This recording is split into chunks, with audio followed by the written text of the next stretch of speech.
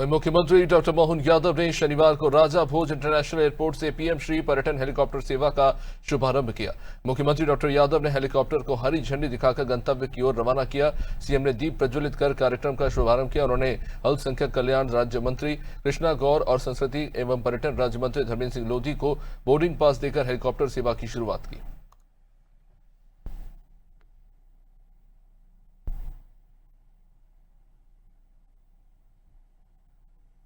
के अंदर जो हमने हेलीकॉप्टर के साथ विमान सेवा चालू की, प्लेन से यात्री चालू की, उससे भी टूरिज्म बढ़ रहा है और वो सुविधा भी लगातार बढ़ रही है। ये बात सही है कि जब मैं टूरिज्म चेयरमैन था तब हमने पहली बार इसकी सौगात दी थी, जब माननीय प्रभात जी हमारे सारे नेताओं को लिए, और उसी सिलसिले को हमने बढ़ाते हुए बाद में हमारी इस पॉलिसी को गुजरात में भी ले गए थे।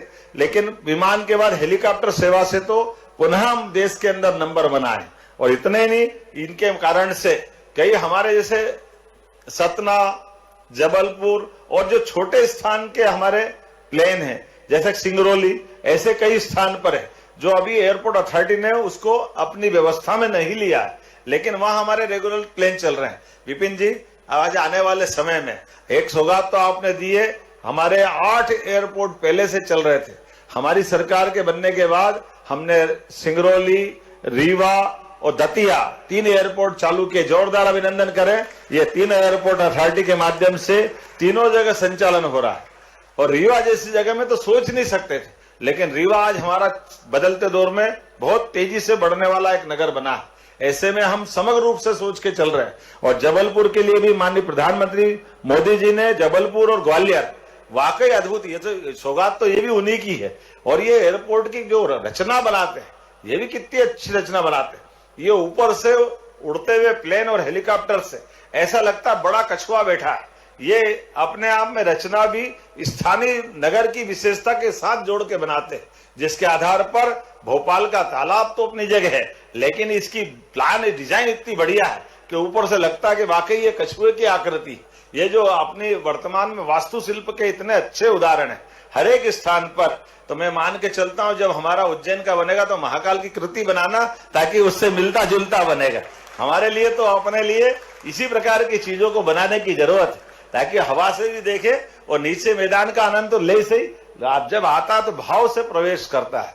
जैसे इन सारी चीजों को जोड़कर देखने का आनंद भी अलग है। लेकिन आज के इस अवसर पर जोरदार अभिनंदन माननीय प्रधानमंत्री जी के माध्यम से करें, जिनके शासन काल में डबल एयरपोर्ट हो गए। जितने एयरपोर्ट 2014 तक थे 1947 के बाद से, उसके बाद केवल 11 साल में डबल हो गए। और डबल से ज्यादा कई देशों के लिए मैं इंग्लैंड गया था जब टूरिज्म का चेयरमैन था, उस समय से लेकर आज तक।